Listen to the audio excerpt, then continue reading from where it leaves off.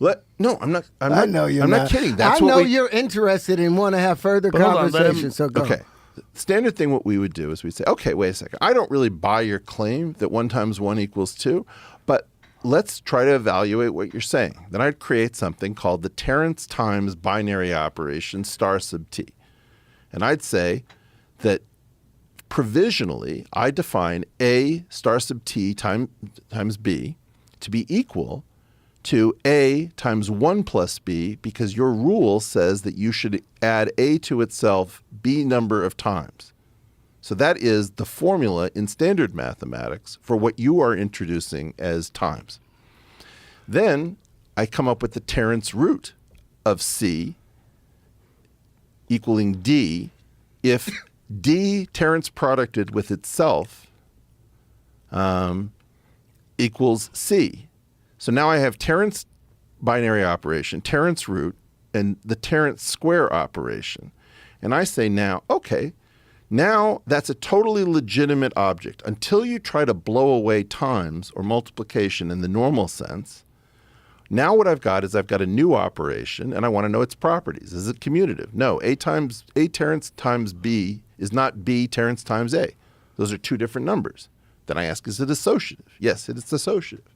So now I'm trying to make standard math out of the crazy-ass shit that you say when you go to Oxford. And this is how I would start to understand it. I would say, Terence, do we get anything new out of Terence times Terence root Terence square? And I would therefore not incur the penalty that you're incurring. The penalty that you're incurring is when the rest of us work our effing asses off. And you come in and you say, I've developed, like, imagine if I got on this program and I said, is John Jones out there? He's a huge pussy. He doesn't know how to fight. I have a one-touch technique. And if I lay a pinky on John Jones, you're going to see a quivering little pat of butter. Sean Strickland has no disciplines. The guy's a big fatty. It's not going to go well. No. Okay. So what I'm trying to get at is, that's what you're doing to us. I didn't mean to. That's not what I meant to do. But in me saying 1 times 1 equals 2, like I said, that's a metaphor that there's something very wrong with the math, because math should not be done. There's nothing wrong with the math. I'm saying the math that we are doing is still based on linear projections, even though we are in a multi-dimensional space.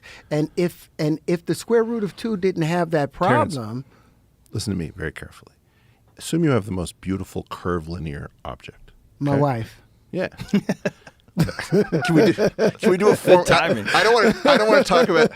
I don't want my words about. I saw what happened to Will Smith. I want to keep your wife's name out of my mouth. No. You'll meet my wife. She's very beautiful. I'm sure she's dope. Okay.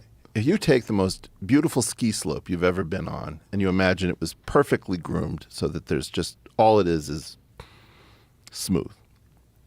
You cannot create nonlinear smoothness without giving rise to something called the tangent bundle.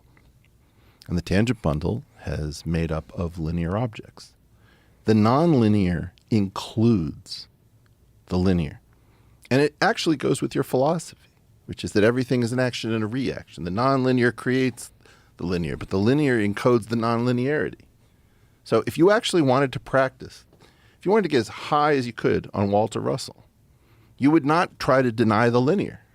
You would say that the nonlinear is part and parcel with the linear, and that creating the nonlinear requires creating the linear.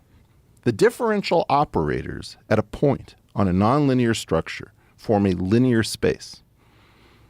And that's how we encode the tangent bundle when something doesn't sit inside of something else, because you hear that the universe is expanding. You say, well, what's it expanding into?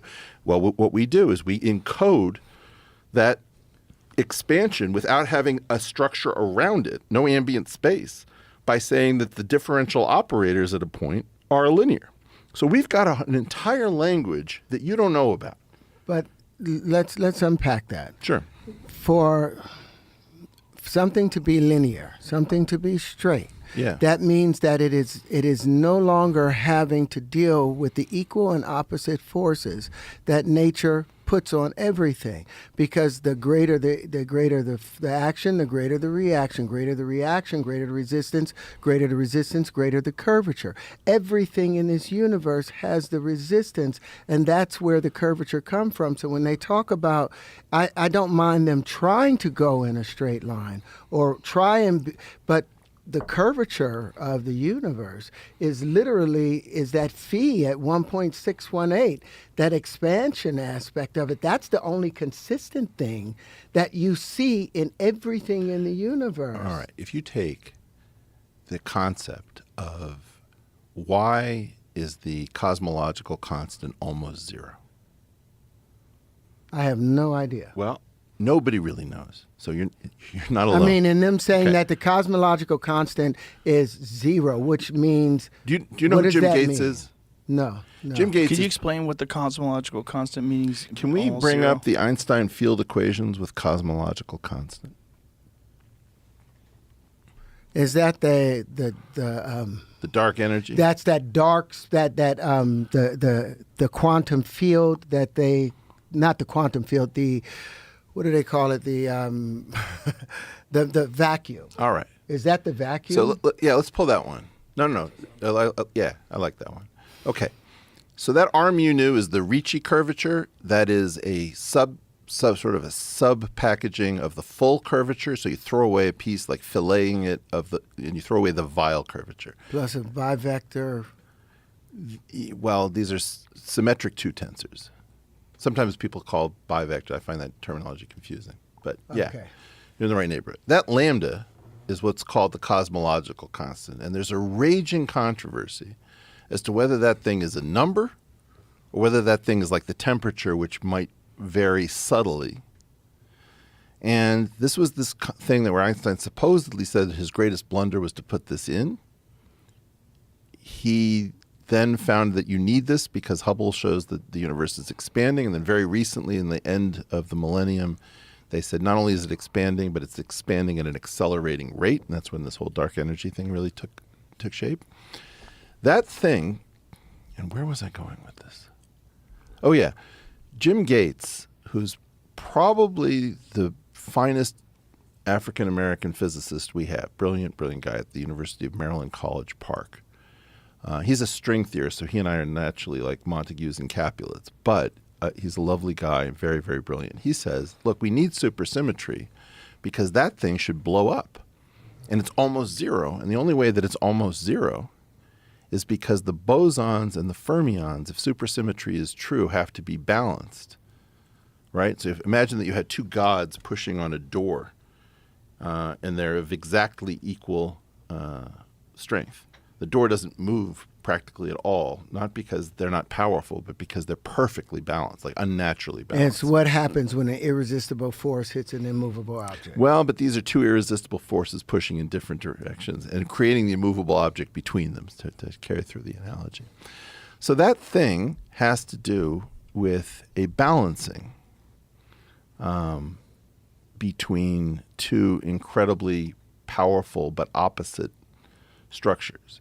And I think that you're negating the idea very often that you can have perfectly balanced things through fine-tuning issues. Now, one of the fine-tuning issues that we don't talk about, we usually talk about them in physics, but the most famous one should be the one in biology, which is before we had DNA, there was a guy named Erwin Chargaff, and he gave Watson and Crick the worst peer review in human history. He said that these are two idiots, that they were pitchmen in search of a helix.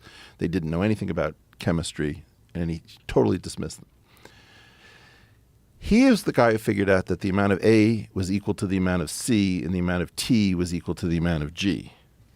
And the only reason that that's true is because of hydrogen bonding that fixed the amount of A to be the amount of C on the other side. Cytosine, That's right. guanine, and thymine.